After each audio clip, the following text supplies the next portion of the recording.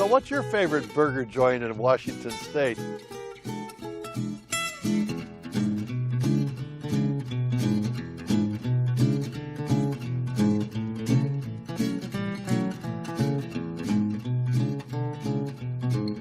Well, I'll tell you this, every single one of them, my favorite places, my favorite burgers.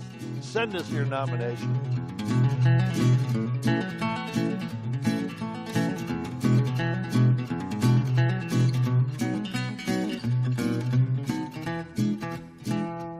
Support for My Favorite Places is provided by the Washington Hospitality Association and by Weatherly Inn, senior living where it's home and your family.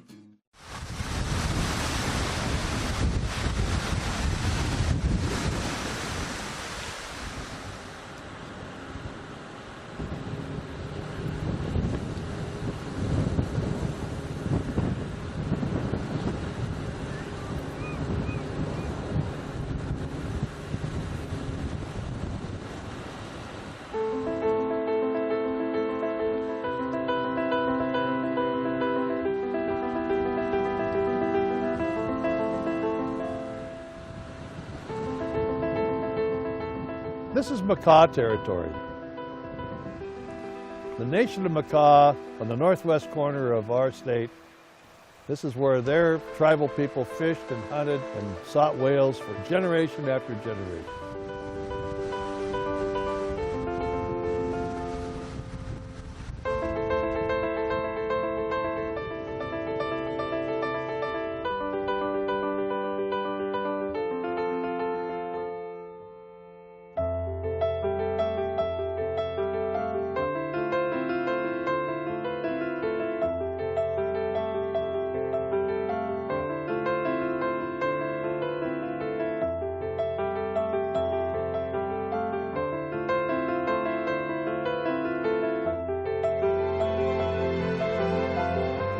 And then along came the Spanish, and they laid claim here in 1792 and actually tried to establish a settlement here at Neah Bay. First European settlement in what's now Washington State. Early on, everybody wanted the Pacific Northwest, or at least a piece of it, because of the fur trade. Furs were a valuable product. There was a great deal of conflict between the Brits and the Spaniards of the United States. And as time went by, the disputes were settled, the treaties established. When you look on the coast of our state, you'll see lots of Spanish names. Cape Alava, the San Juan Islands, other locations named after famous Spaniards.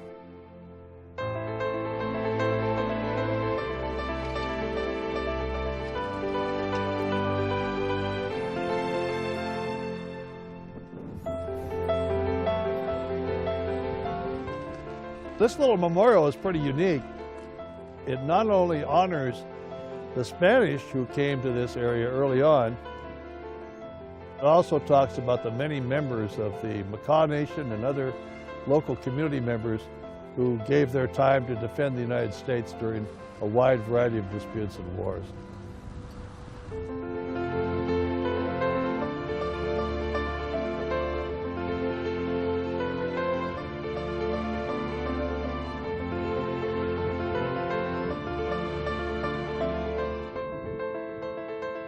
Neah Bay is one of my favorite places.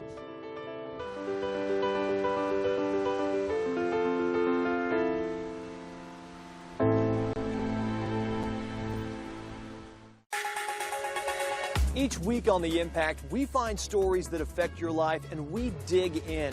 From schools to crime to where your taxes go, we bring in the people who make state policy and find out what's really at stake. You'll get both sides of the story and you'll hear straight from the people in power. Join us Wednesday nights at 7 and 10 or anytime online at tvw.org for in-depth coverage you won't find anywhere else.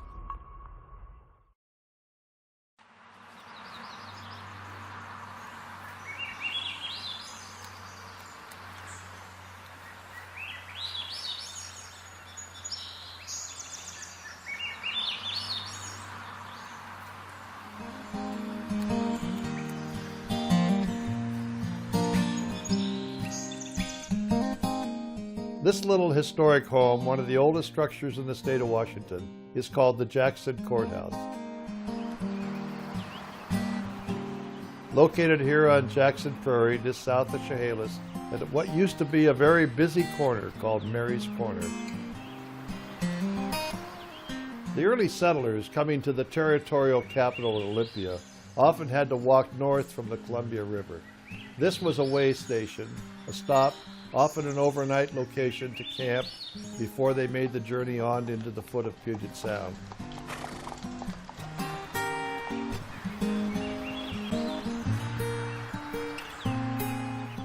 Our first governor spent the night here on his way to the state capitol. It was later used as a courthouse, and often it's referred to as the Jackson Courthouse.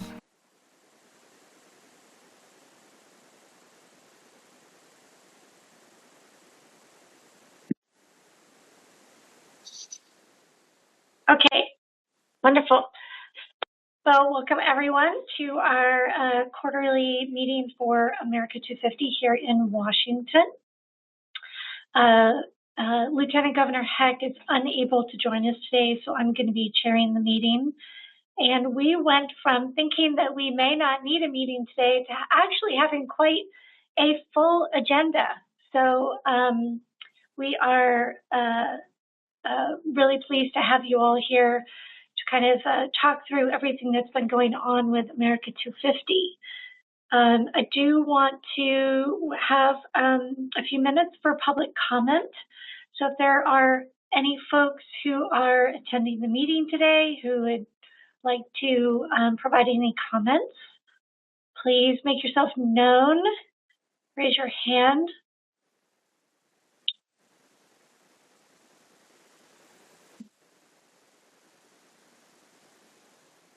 See anybody, Dylan?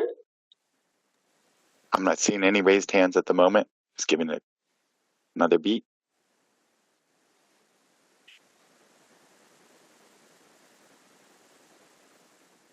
Okay. Okay, All right. no comments. Thank you. We will move on in our agenda. So I actually have quite a few just sort of general information updates, and then we have several kind of presentations today, and then a sort of a brainstorming discussion with all of you. So thank you for being here. Updates-wise, just coming out of the legislative session, we had asked for some additional funding for America 250 programming, and that did not happen. Obviously, the legislature faced a very daunting task of the budget, and many of us experienced cuts in state agencies. So there were no additional funds allocated. And in fact, we had one archivist position that was focused on digitizing records in support of the semi-quincentennial. That position was eliminated here at WSHS. I know that other agencies were impacted by cuts as well that may impact your ability to carry out America 250 programming. But that's essentially where we landed in terms of support for this committee. At the federal level, there is a lot going on. There's sort of an interesting structure. There was the National Commission. There was also so there was sort of the Congressional Committee, and then there was a commission that was supported through, allocations of federal funding or through private funds. When President Trump came into office, he then created a White House task force focused on America 250. And I think over the last 4 weeks, it's become clear that the task force has moved into the leadership position for the commemoration at the federal level. And so they're making a lot of changes to the programming that had been anticipated. So I'm just going to run through them quickly, but if there are questions about any of these or if folks want additional discussion, please, just kind of raise your hand or just jump in. There is an ongoing initiative, which is the America's Field Trip, which is an essay contest for youth. The most recent competition concluded on April 16th. They chose 75 first place and second place winners across the country. Washington had one second place award recipient, an 11th grader from Central Kitsap High School in Bremerton. And we are working to get a letter from Lieutenant Governor Heck for that individual.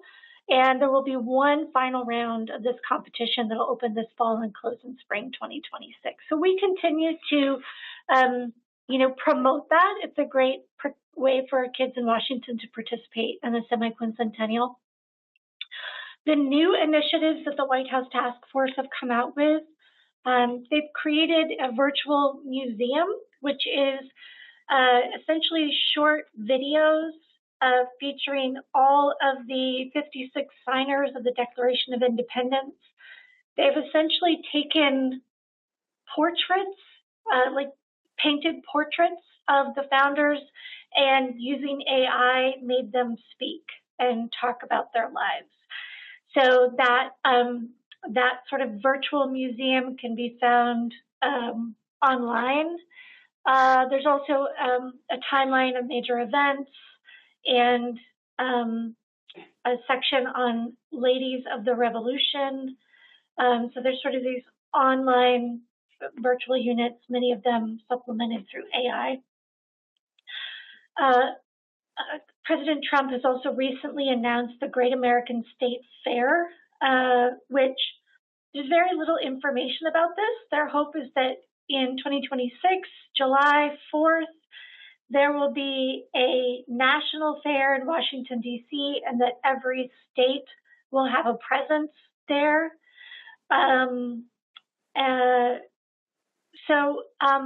Interestingly, they say that 33 states have already signed on, and Washington is listed as one of those states. We have not had any communication with the White House Task Force about this or signed on in any official way. So I'm not sure what that is. I am going to look into it. It's possible that they've reached out to the Washington State Fair and that the Washington State Fair has signed on to participate, independent of this sort of formal official committee. So that's something that we'll be looking into, essentially, just to understand what is expected of individual states. They've set up the Great American Road Trip, which is sponsored by Secretary of Transportation Sean Duffy, with 250 stops, with at least one in each state. The 3 stops in Washington are the Space Needle, Pike Place Market, and the Museum of Flight. So they're going to Seattle. Secretary Duffy will go to some of the locations, but not all of them. So I think it's really just kind of like an online virtual list of locations in each state that people could visit. There will be a 1776 Presidential Award, which is a Quiz Bowl style civics competition on the Founding Fathers, sponsored by the Department of Education. The Patriot Games, which is an athletic competition for high school students. Great American Talent Show, there's no information about that. The Flag of Honor Tour, where they will fly a single U.S. flag to every veteran cemetery overseas and in the United States. And they are also creating the largest American flag in U.S. history, which will be unveiled at the Ellipse on the National Mall.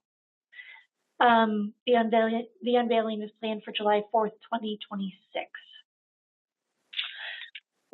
Those are the activities that have really come forward from the federal task force, White House task force. I'm happy to kind of provide any additional information on these. I will say a lot of these have been unveiled very recently, and we're not receiving a lot of information as to what is expected of the states or how we might be connected to these national efforts. They're pretty centralized, but just wanted to make you aware of them. Yes, Representative. Yes, thank you so much. Do we have any kind of indication as to who might be paying for all those activities in DC? There was at least $150 million that was allocated in the most recent budget. Well, it's not a budget bill, the big beautiful bill that got passed. So I think it's congressionally funded. They've also started getting sponsors. There's several tech companies. UFC has signed out as a sponsor, so I assume they're getting sponsorship funding. Several states have asked whether any funding will be provided to states as a part of this, and the answer has been no. So the expectation is that we will be going to Washington, D.C. and, doing a state fair, having a presence at the state fair over the 4th of July, but that no funding will be provided. So I was just on a call with my colleagues from across the U.S. There's just a lot of discussion about those expectations and without any funding, it will be up to, well, I don't know. I suppose I'd have to have a conversation with the governor's office as to whether that's something that they want to somehow fund to have a presence. Right. Thank you. Just a follow-up, if I may. Yes, please. So if there's any kind of a tourism nexus, I could see that working really well for us. However, as you may know, tourism funding has been significantly reduced as well. Yeah. So are we working with WTMA or the tourism folks at all? We have, we're definitely looking into, one of the things that we wanted to do was identify essentially historic sites in Washington State and be able to direct people to communities with historic sites. So we're looking at sort of which partners we can line up to provide that information as part of the goals that this group has. Any other comment or questions about sort of those updates? All right. At the more state level, we are moving forward with many initiatives that we have identified as priorities, this committee jointly, with support from the Historical Society.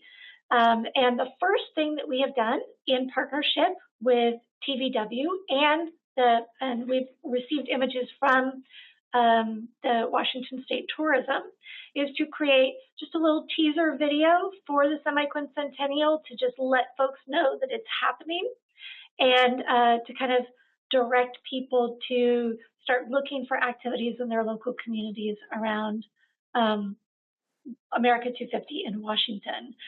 So we're going to show that video to you now. If Dylan can cue it up. Thank you, Dylan.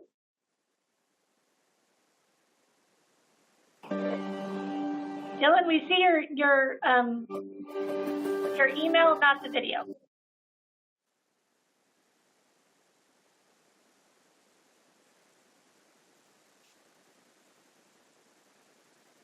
Take two.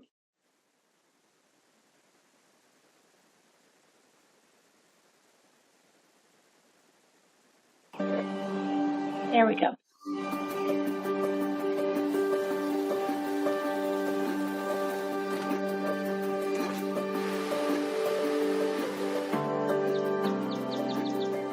The year 2026 is America's 250th anniversary, marking 250 years since the signing of the Declaration of Independence in 1776, when the founders mutually pledged to each other lives, fortunes, and sacred honor.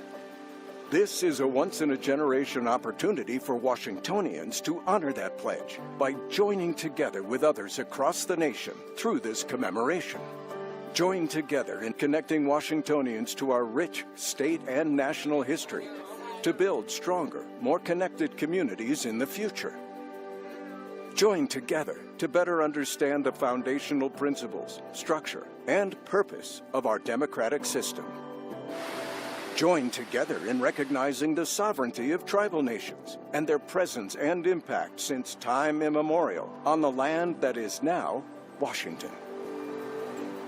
Join together in investing in local history organizations to make every community's history accessible and meaningful to future generations.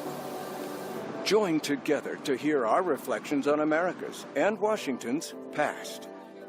Each other's stories about the state and nation in which we now live. and our mutual aspirations for Washington's and America's future. Get involved as we join together for America 250.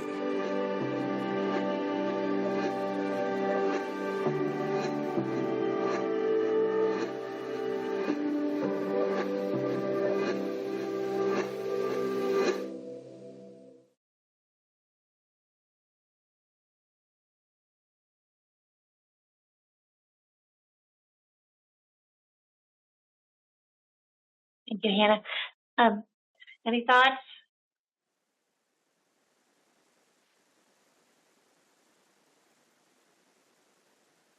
I think it's pretty good. We really appreciate TVW did this for free and donated their services, as well as Washington State Tourism and Grant Goodies gave his voice talent for the video, which we really appreciate. Yeah, Hannah. Yeah, I just want to compliment. I thought that that was really thoughtfully scripted, and I appreciated seeing some images that I recognized and some that I didn't. And, you know, it seemed like it was representative of our whole state. So I'd like to compliment the whole team on that. Great, thank you. So the plan is this will be used on our distribution list. It'll be online. We're working on probably a little bit shorter version to see if we can get it played maybe at some like the Safeco Field, or, you know, sort of on a Jumbotron type video. Just places where we can kind of get it out, obviously on TVW, but get it out for just kind of raise general awareness with this. So it's available on our website right now. So another initiative that we're working on is putting together a resource kit for teachers around the 250th. And so next on the agenda, we have Kevin Budrovich Ryan, who's a senior manager for K-12 services here at WSHS. And he is going to walk you through the work that we're doing for that toolkit. Thanks, Jennifer. Hi, everyone. Let me go ahead and share my window here. So we've put together this toolkit for Washington State's America 250, which you can find on our website by going to the resources tab, and it's the second one down, this resource kit for teachers. So I'm first going to just show you the kit and what it looks like, what you can find in it, and then I'll explain why we have made the kit in this way. So when you click View Kit, you're going to be taken to this page where you see we have 4 topics that we're providing here: Pacific Northwest Treaties, the Washington Constitution, the Revolutionary War, and the Declaration for Independence. So 2 of these are Washington State related, 2 of these are national. And within each of these topics, you're going to see part for databases and collections, documents and artifacts, and classroom resources. Each of these tiles contain a link with a title of what the resource is, a credit of where it comes from, a little picture to help educators know what it is that they're going to see, as well as a short description. So, for example, if I were to click on this very first one here, the treaty trail, I would be taken to some background readings on the treaty trail, and I might only be sharing that one particular screen, but we get the picture, right? So we have all of these tiles here laid out for all of these topics in a really user-friendly way, so that we can just scroll through and see. And for each of these topics as well, you'll see this download quick guide link, which I'm going to click and show you. And of course, I think, are we seeing this? Can someone give me a thumbs up? And okay, thank you, Hannah. So this is a quick guide for the Revolutionary War. We have them for each topic. It just gives some basic framing for maybe a discussion, some essential questions that teachers could ask with these resources, gives a couple relevant state standards, broadly speaking, suggests a pairing of resources, both primary and secondary, maybe with a lesson plan and a visual, and gives some ideas for further research.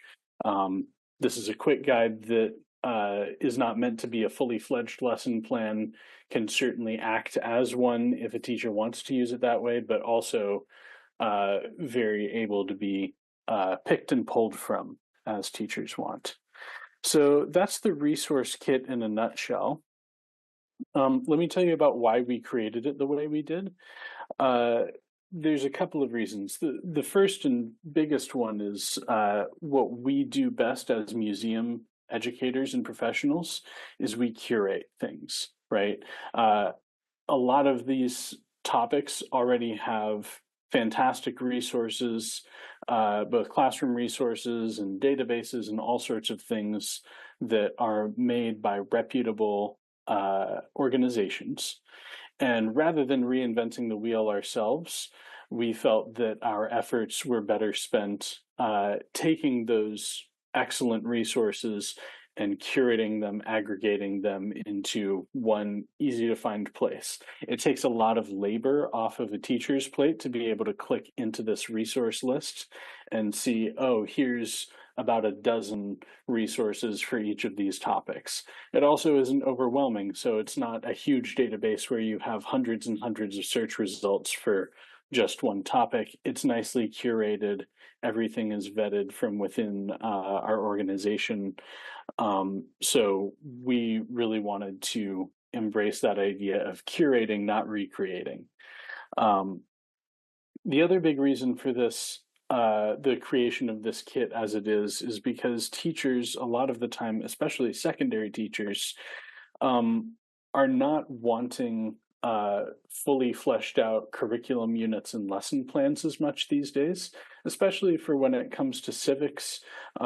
Sometimes curriculums will be already given to a district, or the district will already be giving the curriculum to their educators, and an educator will simply want to fill this out with maybe a couple more primary sources or resources or something.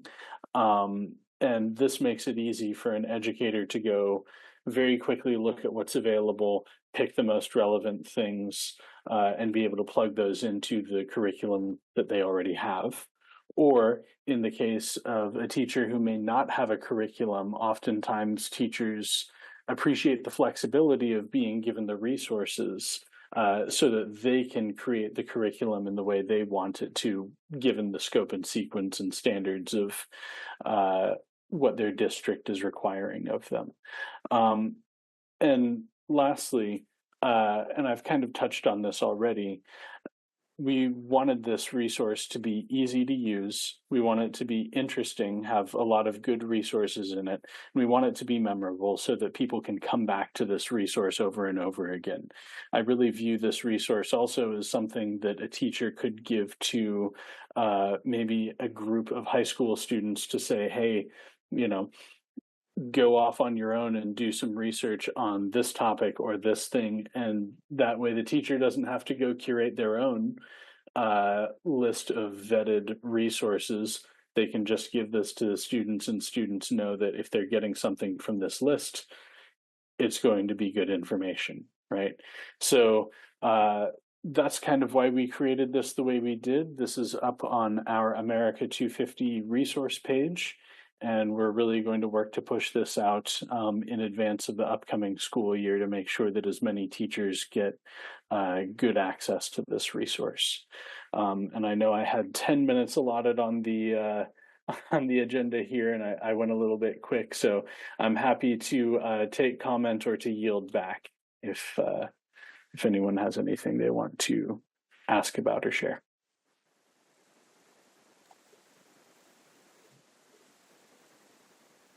Any questions for Kevin?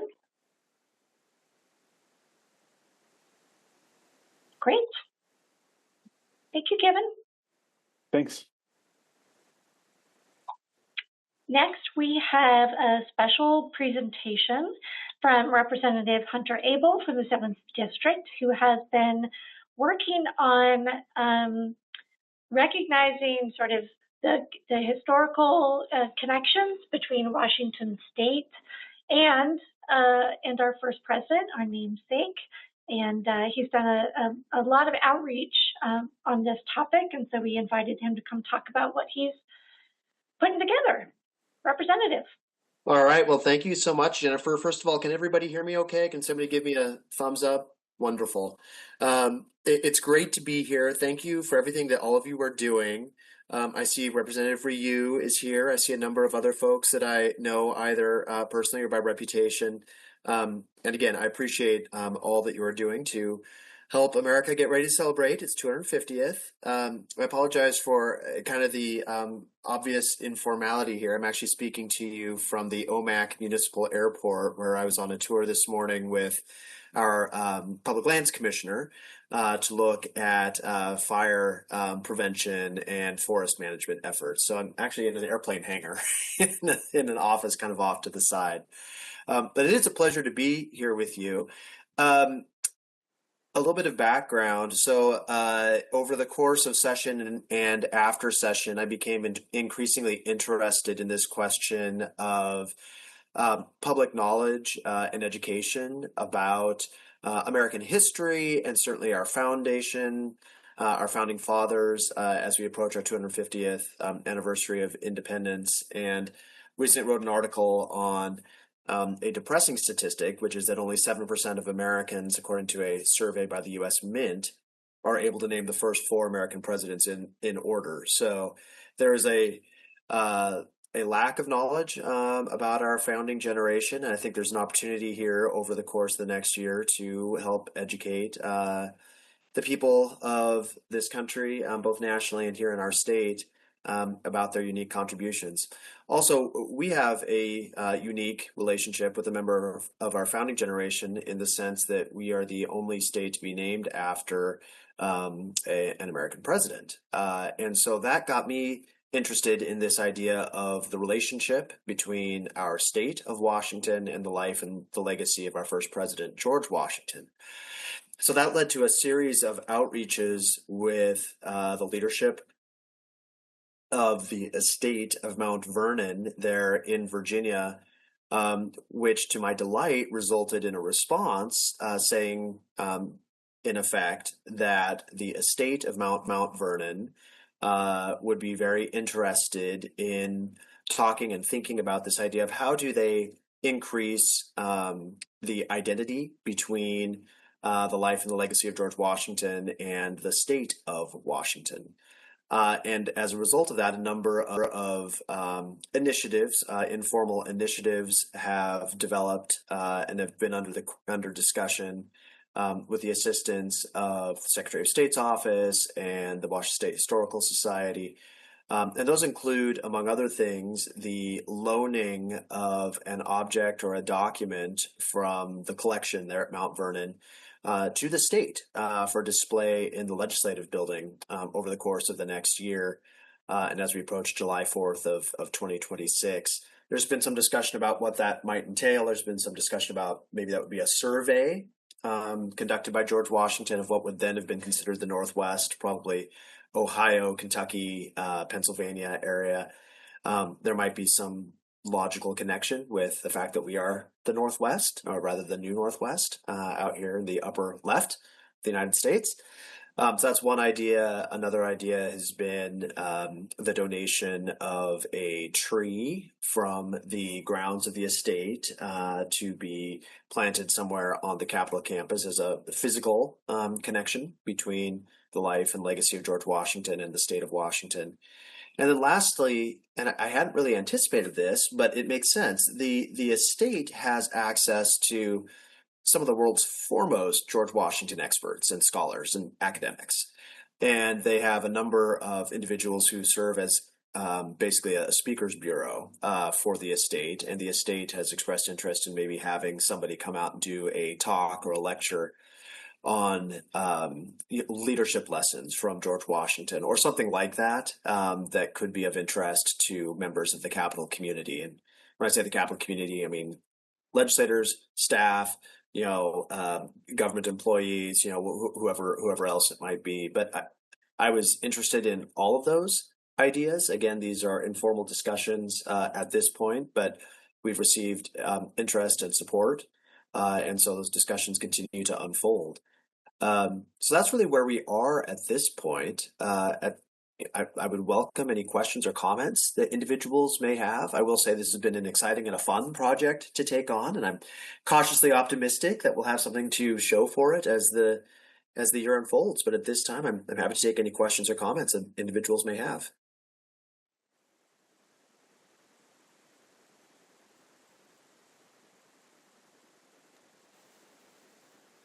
A quiet group today, Representative.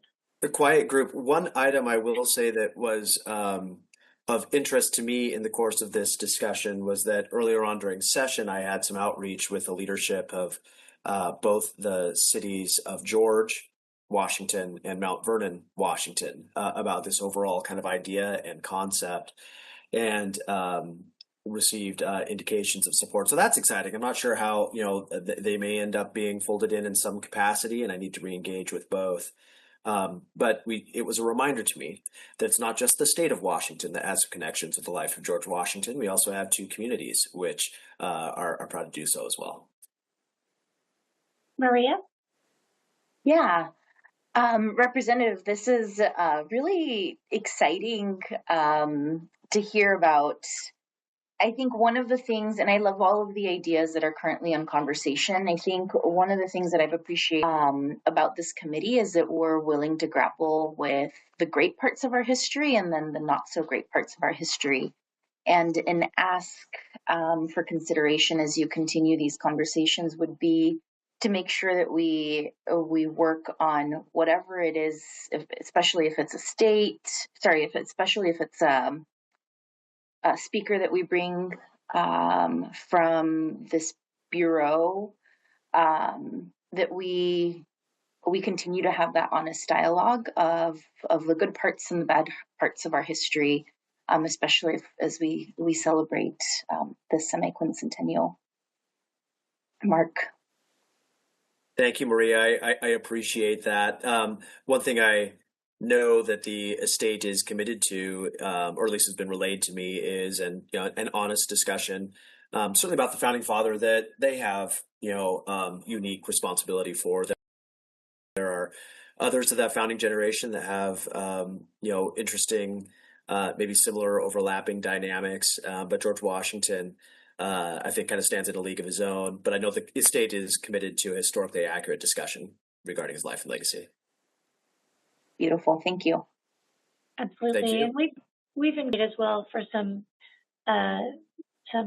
educational programming, and I can second that they're definitely focused on talking about Washington as the complicated person that he was, and the complicated legacy that he has. So I think they appreciate that. Any other comments or questions for Representative Abel?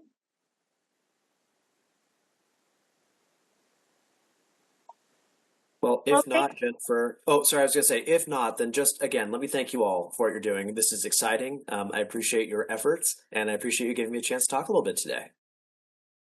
Thank you for zooming in from the airplane hangar. We appreciate it. Yeah, I'm glad no planes were taking off in my background here. That worked out well. No, you're good. All right. Thanks all. Appreciate it. Thank you. That is actually a really good kickoff for the kind of brainstorming discussion that we were hoping to have with all of you. Obviously, Representative Abel is thinking about sort of bringing programming to the state capitol next year, sort of leading up to the sort of semi-quincentennial observance, especially when we have all of our legislators in town.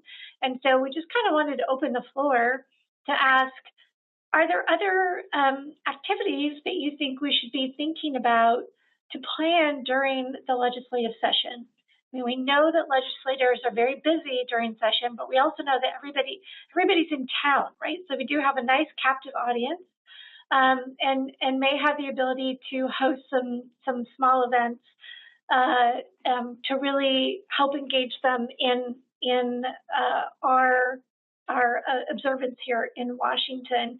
And before I turn it over, I just want to say, open to all ideas.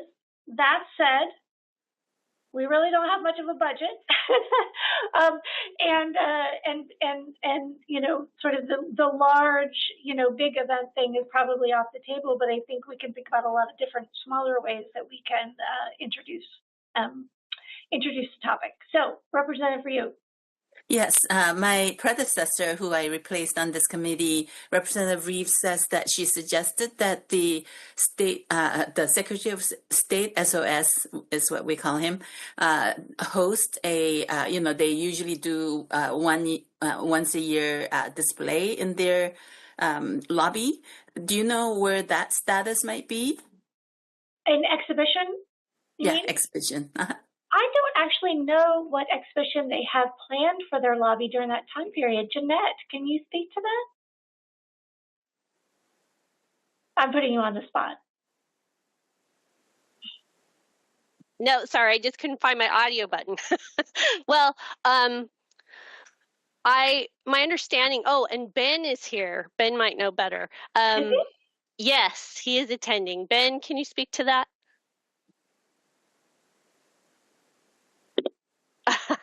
One moment, I think I have to allow him, bring him in as a panelist. One moment. Okay. He's sending me texts. So let's get him to say something. Can you hear me okay? Yes. Yes.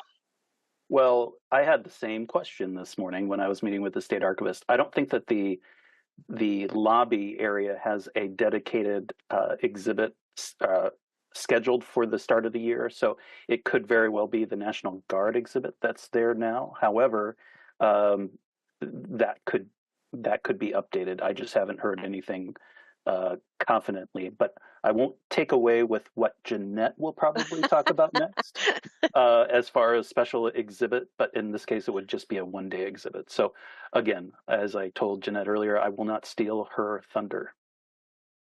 A follow-up, if I may. When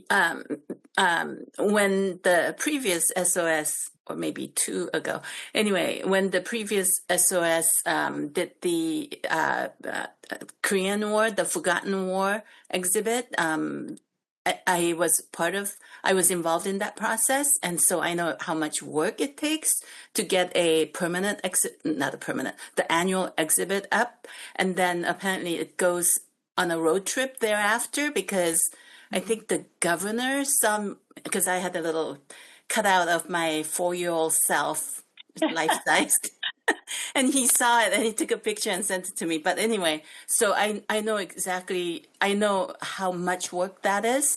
So any kind of, even if it's not a full lobby, some sort of a permanent, the annual exhibit, if there's nothing planned yet, would be fantastic. Thank you. Actually, and thank you, if I can interrupt one more time, that was discussed as well, that elements from past Legacy Washington exhibits might make their way into the building. Now, perhaps we can get DES to allow us to share those throughout the building or in spots outside of the Secretary of State's lobby, but that was in discussion as well. That's a really interesting idea, Ben. And I would also put on the table, we're working with a couple of other Western states to create a panel exhibition specifically for the semi-quincentennial. And that could be something else that could be displayed at the Capitol, either in the SOS office or in another available space. And that will focus on the sort of Western state history and its connection to the Revolutionary War. So, Jeanette, what's your big news? Well, it's actually Ben's big news. He's just helping me out. Especially since Kevin mentioned that the resource kit has a focus on the state constitution as one of the topics. And since Representative Abel mentioned possibly getting things on display for the legislative session, the Archives is planning to put the state constitution on display in the Senate chambers for the first day of the legislative session for 2026. And then, Jennifer, you probably already know that we have a display planned for the Historical Society later in the spring 2026. Yeah, we plan on displaying the state constitution as part of an exhibition that we're putting on called An American Experiment here at the State History Museum. So we have potential exhibits. I actually really like this idea of placing some elements of the prior SOS exhibits, because the nice thing about those is there's such a cross-section of histories that are represented in those. It could be really fun to kind of sprinkle those throughout if DES would let us do that. But other ideas that folks may have, and it doesn't mean something that you're going to do, right? It could just be things that you think would be fun that we could pursue.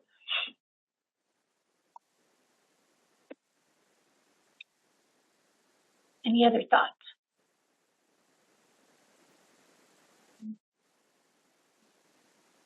Gordon. Okay. Just a thought that came to mind is that with many of these things that are going to be presented, or like the TVW segment that we got, the video that we got to view, I know there was already some mention of the idea of how do you potentially tie tourism into some of this process. And I think it would be fantastic if something like that video indicated where all those sites were. I think, Maria, you mentioned how, you know some of those places. There are a lot of places you don't know. I mean, Washington is a beautiful state, and it would just be free promotion to try and encourage people to get out to all these places at the same time we're celebrating this event. Love that. Love that. Thank you. Yeah, they did a really great job, I think, of highlighting some great historic spots around the state. Yes, Representative. Yeah, I hate to double dip, but I'm part of the Pacific Northwest Economic Region, which is 5 Northwest states, including Alaska, and 5 Western Canadian provinces and territories. And so we've been paying a lot of attention to FIFA games, because Vancouver gets, they get 7 games and Seattle gets 6 games. So between the 13 games, we expect probably a good 1 million people going back and forth, or multiple trips anyway.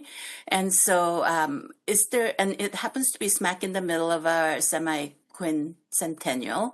Yeah. And so is there any kind of a partnership with the FIFA World Cup folks, especially in Seattle? Because there's an organization that Peter Ansara is heading. And they've been asking a lot of money from us. Obviously, we couldn't provide much, and they'll be asking for a lot more support from the military department for the public safety aspects of it, or any emergency response of any sort. And so has there been any engagement from FIFA? And if not, then should we ask them to, at the least, as much as the FIFA, the international organization, you know, they have super stringent requirements, and yet they give nothing. But at least from the Seattle organization, whether they could partner with us in, if not in monetary ways, then at least in marketing and other awareness ways. I know that we have at least a certain level of connection with marketing, because there were some FIFA affiliated folks who came and did B-roll at the State History Museum, and they were going around some other sites in Tacoma. But in terms of a specific partnership link, Lorraine Ralston, who is our America250 coordinator, has been doing the majority partnership outreach. Lorraine, have you had any contact with FIFA? Yes, very limited contact with the local organizing committee. I know a board member and had spoken to them many, many months ago about possibly doing some marketing things, but we do need to follow up. They will be under some pretty strict requirements from FIFA International. But perhaps, Representative Royo, if you have a connection there with Peter, that maybe we could follow up with that. That would be very helpful, because I think it would be a great opportunity for us. Yes, absolutely. Yeah, I do. And so if you, and of course, just a broad, you know, hey, help us doesn't work. And so if we as an organization because I have no idea how much you've done already. I'm sure you have specific asks. Then it would be much easier to go to them and ask, hey, how can you partner with us in this way? Yes. Yeah, and we also I've been trying to do the similar outreach with the 9 fan zones throughout the state. Great. Which are not actually being organized through Seattle, but we're hoping to get the videos shown and some marketing opportunities there as well. Yeah, perfect. And that would be, I don't know how involved other senators and representatives have been, because there should be 4 of us in this room. I haven't checked. Oh, Representative Abel is here still. Abel, sorry, I keep mispronouncing his name. But there should be 4 of us. And so at 50%, I think that might be a way, by doing the fan zones, that might be a way to get 2 more of the legislators, or at least 2 other more legislators to be involved. Thank you. My apologies, Representative Abel, that I pronounced your name wrong. I did not know. Shannon. Representative Ryu, I wanted to thank you for bringing that up, because I was thinking the very same thing about the FIFA alignment. And at Commerce, one of the things that we've been talking about is that through line between the Vancouver Games and the Games in Seattle, and how we can activate communities in that corridor as well. So Lorraine, perhaps you and I could have a conversation offline and see how we can align resources. I feel like partnerships right now are the way that we're going to be able to move the needle in kind of a resource poor environment. So Lorraine, I'd love to collaborate with you offline. Great, I'll definitely contact you, Shannon. Thank you so much. Yeah. I think in many ways, when we look for the direct ask on these, a lot of it is just going to be raising awareness, directing people to the website. This is a homegrown commemoration where what we're really doing is trying to support, enhance, and lift up activities on the ground in communities all across the state, knowing that as the Central Committee, we don't have a huge fund, right, to sponsor big events. But what we will be doing is posting all of them on the website, providing a media toolkit, providing the educational toolkit, these sort of add-on layers, so that when people come, they're finding a way to engage in the semi-quincentennial in their local area, or finding activities that they want to travel to your point, Representative Ryu, in terms of tourism, things like that. So love hearing the connections that we can make here. Any other thoughts with regard to specific things that you would like to see happening on the Capitol campus during that legislative session?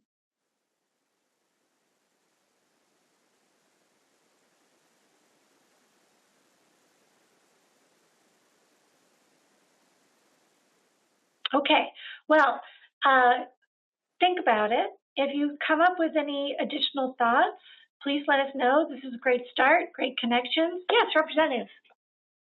Triple dipping here. I'm sorry. During next year's the short session, 60 days. So it's going to be, if you thought this past session was crazy, it's going to be even more speeded up. And it's going to be a challenging session. However, we still have people visiting. We still have receptions.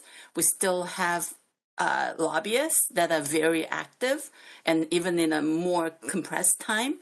And so I'm wondering, is there something we can do to, not an expensive way of doing it, but some sort of an easy kit for us to just either have them, either paste it onto their announcements, or have a little something at their doors, or sign-in tables, whatever. So super easy, and have them do all the legwork, whether it is in physical form, stickers or placards, or even just something that they can patch onto their emails as they send it out to their thousands of people, as they send it out, just to get them more aware that in spite of all the difficulties, actually it is a time for us to be celebrating.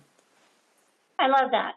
Love that. I think we can absolutely work on some easy signage that can be distributed to legislative offices, maybe some swag stickers, like you said, that folks can pick up. Great captive audience. So thank you. Hannah.